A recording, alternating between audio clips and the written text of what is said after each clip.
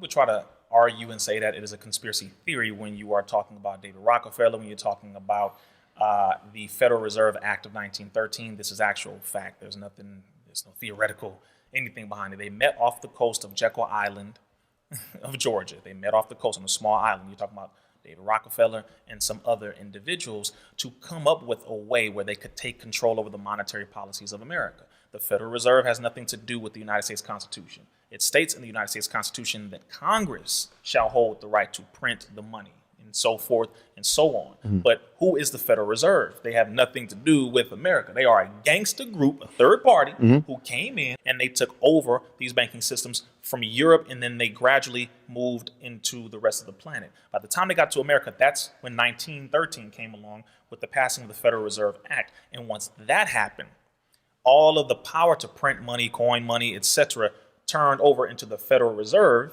and no longer Congress. It used to say a silver certificate at the top of the dollar. It said silver certificate, meaning, oh, this is backed by silver. Okay. Or it was backed by gold. Right. Okay.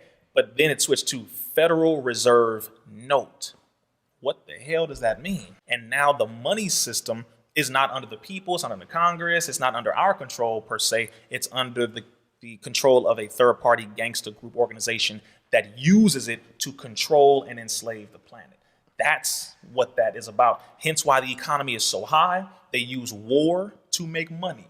But if they use the war to make money, then the dollar goes further into debt, therefore having less worth, higher inflation. So what a dollar's worth today ain't nothing. It's nothing compared to what it was back then. Yeah. You know, America currently on Wall Street, they're saying it's a little over $22, $23 trillion in debt. Well, no, that's not true. They're not adding in Medicaid, Medi-Cal, all those things, the IOUs that they have for all these other nations. America's over $70 trillion in debt, and it's growing every day. They're printing millions every day, which means you print more, the money becomes less and less and less and less and less valuable.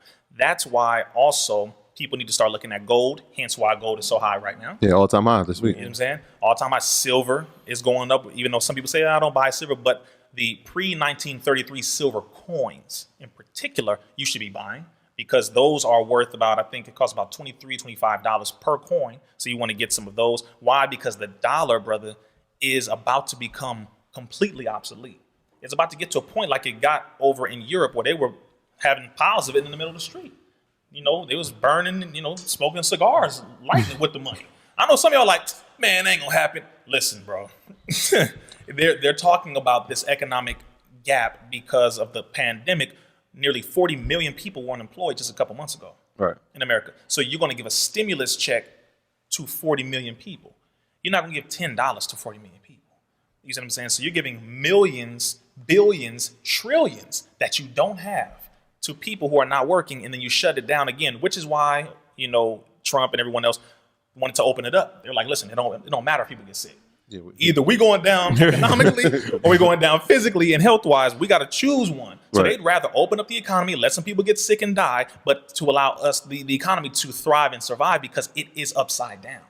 You see what I'm saying? That's what it is. So, but it all started, again, with the national banking families of Europe, and then, of course, pushing for war to make more money, sending people to die, more war, more money, more interest, et cetera, et cetera. And that is what it has been since